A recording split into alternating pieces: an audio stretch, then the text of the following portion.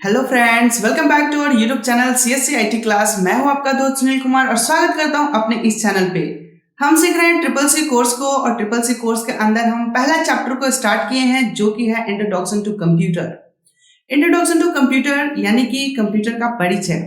Computer परिचय class का हमने पिछले क्लास में स्टार्ट कर दिया था। हमने समझा था कि कंप्यूटर क्या होता है और फिर उसके बहुत सारी बातें हमने डिस्कस किया था। कंप्यूटर के टाइप्स भी, कंप्यूटर के एग्जांपल्स भी हमने इन सबको डिस्कस किया हुआ है पिछले क्लास में। और हमने सबसे पहले क्लास में डिस्कस किया था कि ट्रिपल सी क्या होता है, इसको कैसे किया जाता है और उसके सिलेबस क्या है। इन तमाम टॉपिक के बारे में हमने फर्स्ट वीडियो लेक्चर में डिस्कस किया है और आज का ये जो है ये हमारा तीसरा वीडियो लेक्चर है जिसके अंदर हम आज के इस क्लास में कंप्यूटर का बेसिक कॉन्सेप्ट को समझेंगे। कंप्यूटर के कुछ बेसिक टर्मिनोलॉजी है उनके बारे में हम समझेंगे, जैसे कि डेटा क्या होता है, इंफॉर्मेशन क्या होता है एंड प्रोग्राम क्या होता है। कंप्यूटर के अंदर ढेरों सारे प्रोग्राम होते हैं, इन सारे प्रोग्राम के बारे में आज की इस क्लास में हम डिस्कस करेंगे और हम समझेंगे कंप्यूटर के टाइप को भी।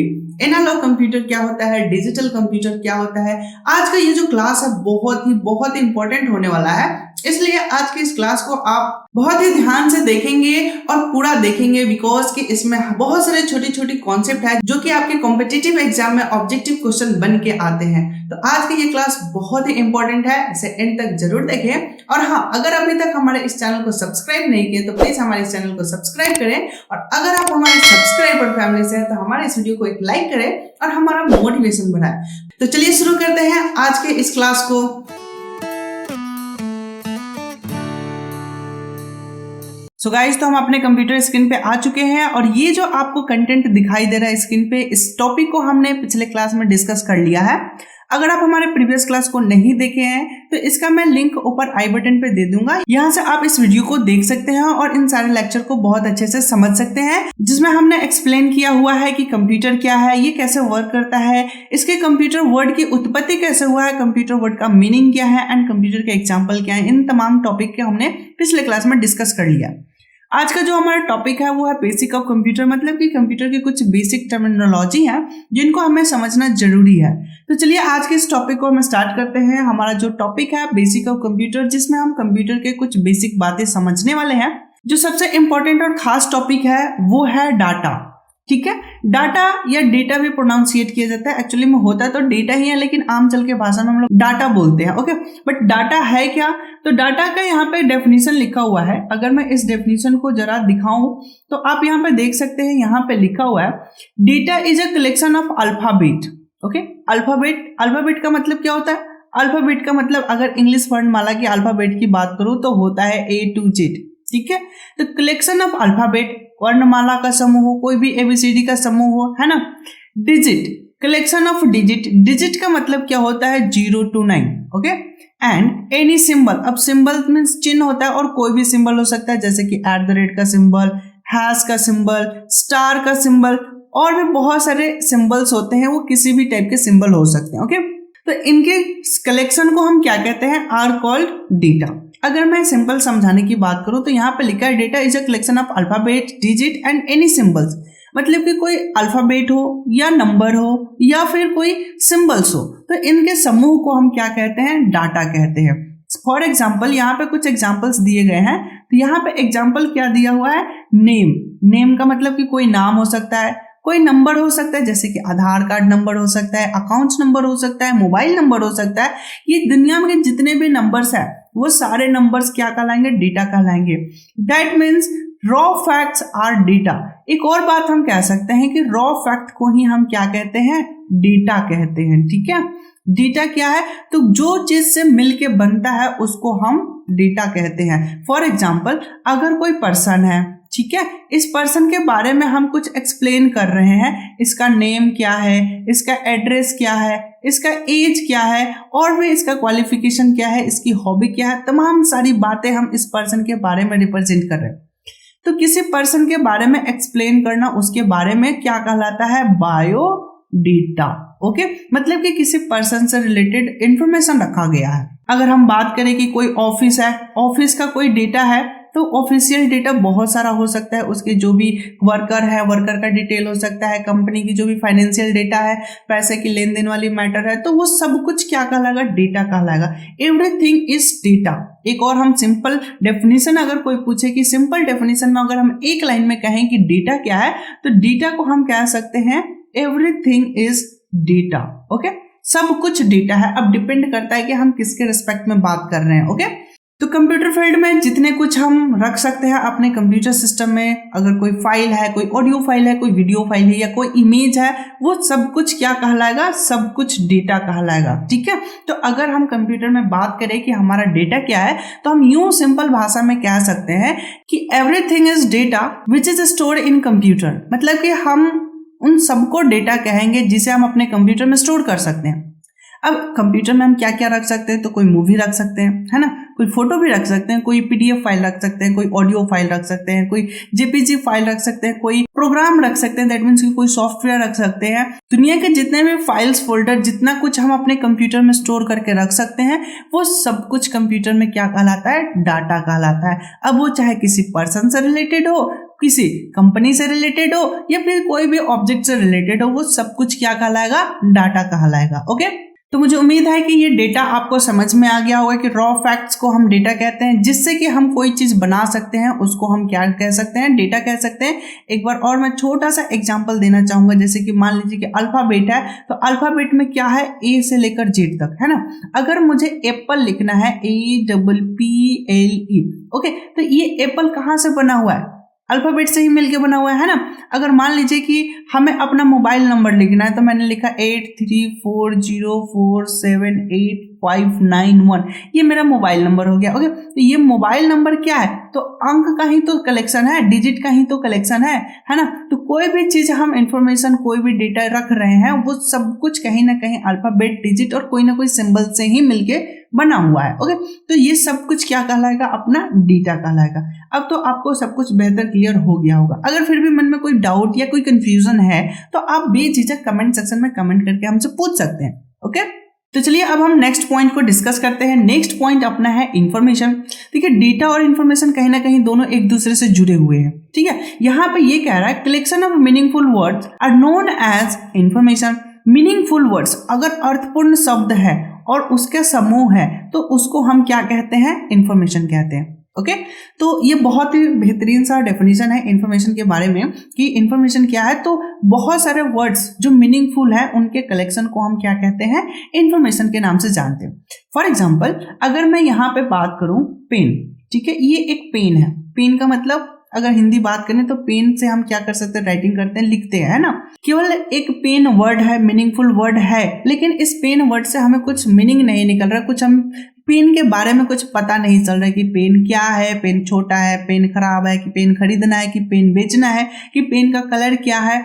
केवल पेन लिख देने से हमारे कोई बात क्लियर नहीं हो रहा। लेकिन अगर मैं इसी सेंटेंस को कंप्लीट करूं कि this pen is red, this pen is red, okay, तो ये एक कंप्लीट सेंटेंस हो गया। और इस कंप्लीट सेंटेंस का एक मीनिंग निकल रहा है कि ये जो मेरा पेन है उसका कलर क्या है, तो रेड कलर है।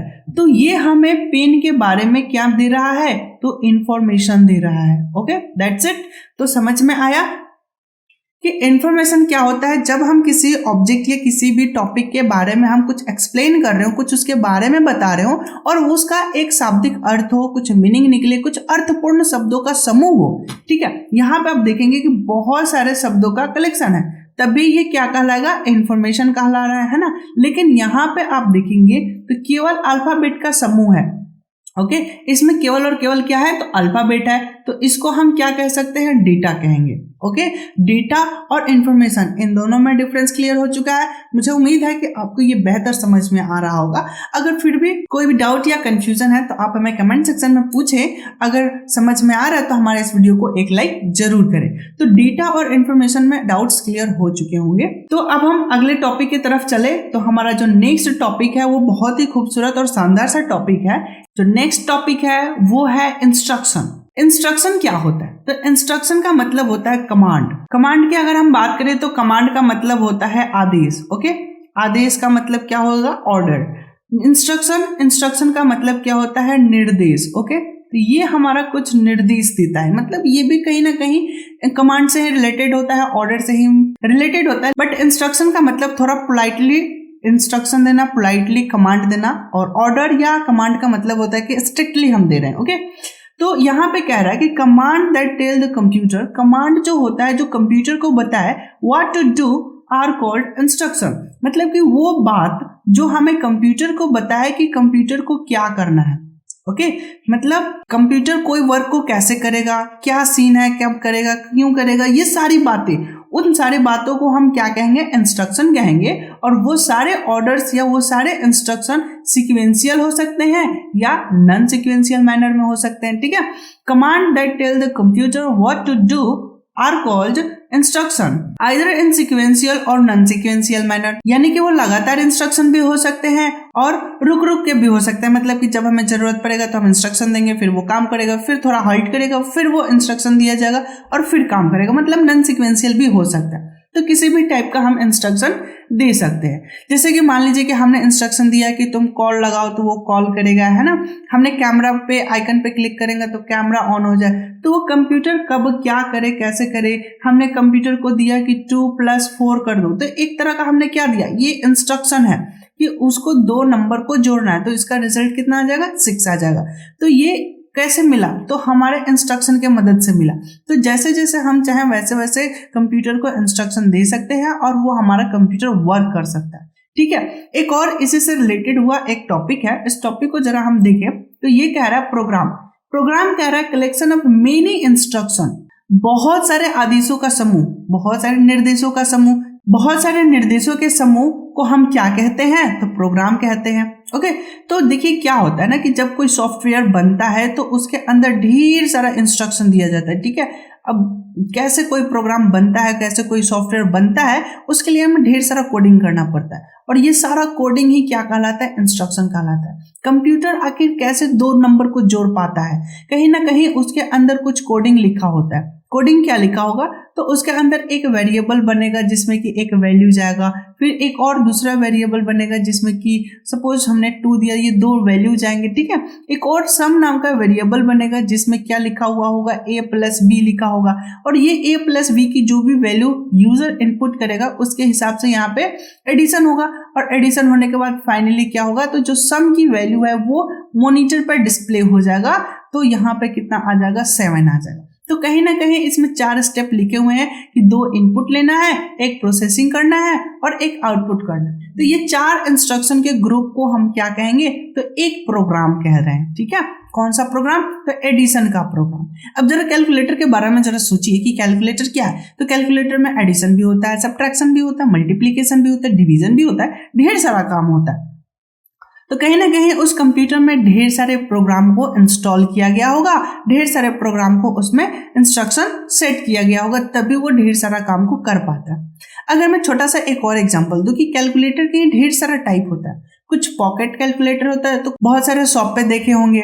तो ये दोनों कैलकुलेटर में थोड़ा सा माइनर सा डिफरेंट होता है कि जो पैकेट कैलकुलेटर होता है उसमें कुछ फंक्शन कम होते हैं, और जो किसी दुकान पे शॉप पे पाए जाते हैं उसमें कुछ फंक्शन ज्यादा होते हैं। बहुत सारे ऐसे कैलकुलेटर भी होते हैं जिसमें कि साइंटिफिक कैलकुलेशन होता है, बहुत सारे ऐसे कैलकुलेटर होते हैं जो कि अकाउंट्स वाले स्टूडेंट ज़्यादातर प्रेफर करते हैं, उसमें बहुत सारा अकाउंटिंग प्रॉब्लम को सॉल्व करने के लिए फंक्शन बने होते हैं। तो डिफरेंट डिफरेंट कैलकुलेटर होते हैं और उसके अंदर डिफरेंट डिफरेंट क्या होते हैं, तो प्रोग्राम सेट होते हैं। ओके, तो प्रोग्राम आप समझ चुके होंगे प्रोग्राम क्या है। तो बहुत सारे इंस्ट्रक्शन के कलेक्शन को हम प्रोग्राम कहते हैं, और बहुत सारे प्रोग्रामों के समूह को हम क्या कहते हैं, सॉफ्टवेयर। ओके, जैसे अगर हम व्हाट्सएप की बात करें, व्हाट्सएप में क्या है, तो कॉलिंग की सिस्टम है, वीडियो कॉलिंग की सिस्टम है, उसके अंदर मैसेजिंग की सिस्टम है, चैटिंग कर सकते हैं, वॉइस रिकॉर्ड कर सकते हैं, स्टिकर सेंड कर सकते हैं, इमोजी शेयर कर सकते हैं, और भी पता नहीं बहुत सारे काम है। तो ये सारे कामों का, सारे फंक्शनों का जो ग्रुप है, इस पूरे ग्रुप को हम व्हाट्सएप नाम दे दिए। और ये व्हाट्सएप क्या है, तो एक एप्लीकेशन सॉफ्टवेयर है, एक ऐप है। ओके, तो मुझे उम्मीद है कि ये सारी बात आपको कॉन्सेप्ट क्लियर हो चुका होगा कि कंप्यूटर के अंदर बहुत सारे ऐसे छोटी छोटी चीजें होते हैं जो कि हम देख नहीं पाते, लेकिन वो होता है और इनको समझना हमें जरूरी है, ताकि आगे के जितने भी हम आगे स्टडी करेंगे इन सब का हमें यूज पड़ेगा। जब आगे हम कंप्यूटर के सॉफ्टवेयर और हार्डवेयर में डिस्कस करेंगे तो वहां पे इस प्रोग्राम की बहुत ज़्यादा ज़रूरत पड़ेगा, और प्रोग्राम को समझने के लिए हमें इंस्ट्रक्शन को समझना पड़ा। तो ये कहीं ना कहीं सब एक दूसरे से जुड़े हुए हैं, इसलिए आप हर वीडियो लेक्चर को बिल्कुल सीरीज से देखें। अगर हमारे प्रीवियस वाले वीडियो को नहीं देखे हैं तो प्लीज़ आप उसे देख लीजिए, आपको सब एक ही प्लेलिस्ट में मिल जाएगा, और प्लेलिस्ट का लिंक मैं ऊपर आई बटन पे दे दूंगा या फिर आपको डिस्क्रिप्शन में भी मिल जाएगा। ओके, तो चलिए हम अपने अगले टॉपिक को जरा देखें। तो अगला टॉपिक अपना क्या है, टाइप ऑफ कंप्यूटर। अब कंप्यूटर के टाइप क्या होते हैं, है ना। तो कंप्यूटर के टाइप भी जरा हम समझे तो कंप्यूटर के टाइप बेसिकली 3 टाइप में डिवाइड किया गया। होते तो 2 ही टाइप के हैं, ठीक है, लेकिन दोनों टाइप को मिला के एक तीसरा टाइप बना दिया गया है, ठीक है। There are 3 types of computer, जिसमें से हम पहले टाइप को अगर देखें तो पहला टाइप है अपना एनालॉग कंप्यूटर। एनालॉग कंप्यूटर थोड़ा सा ध्यान से समझने वाली बातें हैं। वैसे हम जनरली जिस कंप्यूटर पे पढ़ रहे होते हैं या काम कर रहे होते हैं या फिर हमारे आसपास जितने भी कंप्यूटर होते हैं वो सभी के सभी क्या होते हैं, डिजिटल कंप्यूटर होते हैं। एनालॉग कंप्यूटर बहुत ही रेयर देखने को मिलेगा अब, लेकिन है, ऐसा नहीं है कि हम नहीं कहेंगे, लेकिन है बहुत रेयर ही मिलेगा। आपको मेडिकल सेक्टर में बहुत ज़्यादा देखने को मिलता है, ठीक है।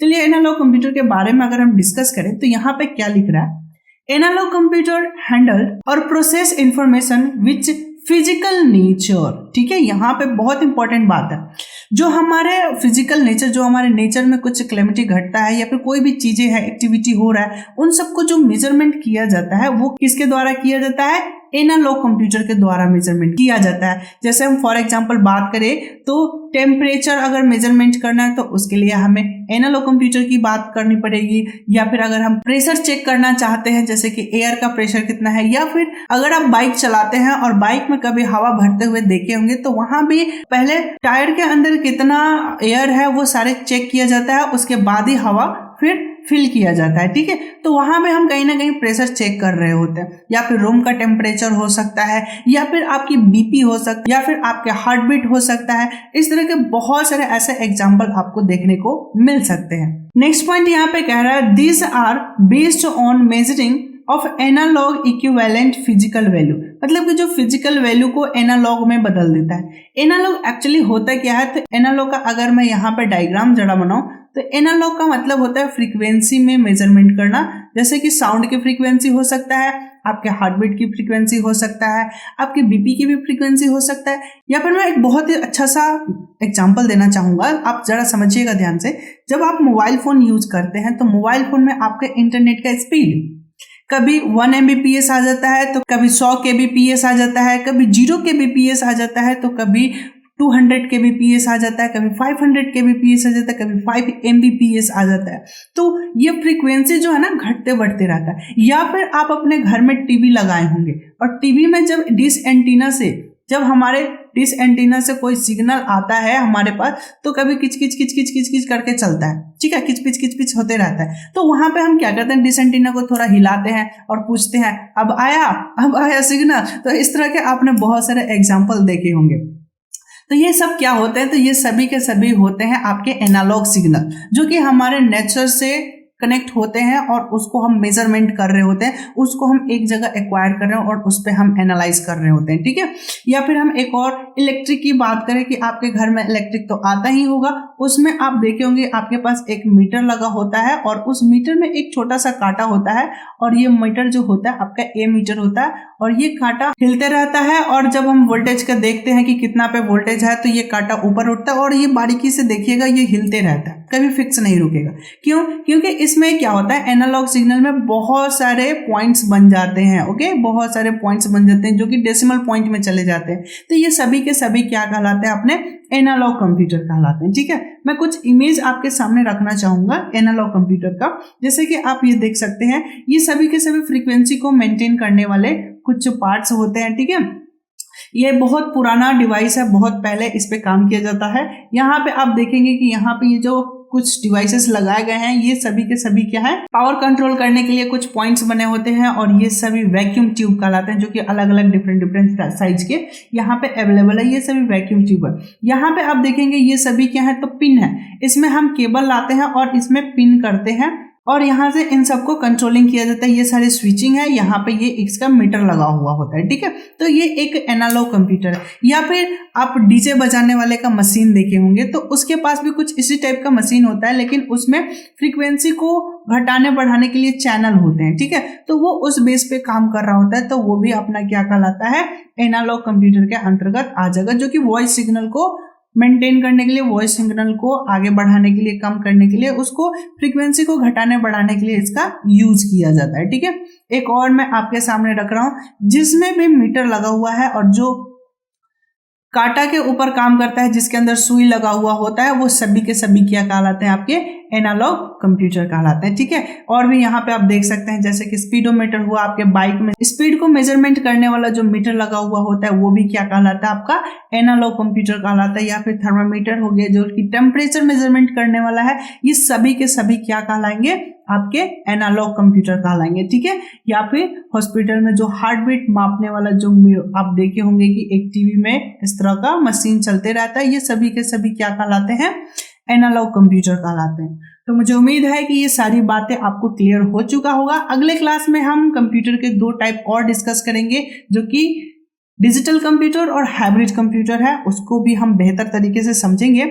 अगर इसमें कोई भी डाउट या कंफ्यूजन है तो आप हमें कमेंट सेक्शन में कमेंट करके बेझिझक पूछ सकते हैं। हम हर कमेंट का रिप्लाई करते हैं और आपकी जो भी समस्या होगा उसको मैं पूरी कोशिश करूंगा क्लियर करने के लिए, डाउट्स क्लियर करने के लिए। ओके, तो आज की क्लास में बस इतना ही। मिलते हैं हम अपने अगले क्लास में नए टॉपिक के साथ।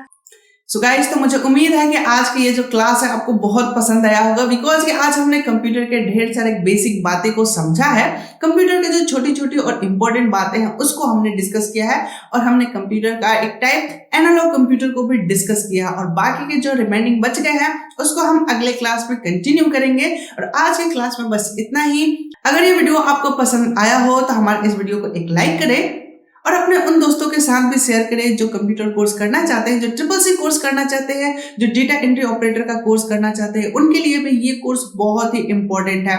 जॉब पर्सपेक्टिव से जितने भी बेसिक कोर्स है, ये सारे कोर्स हम इस कोर्स में कंप्लीट कर देंगे।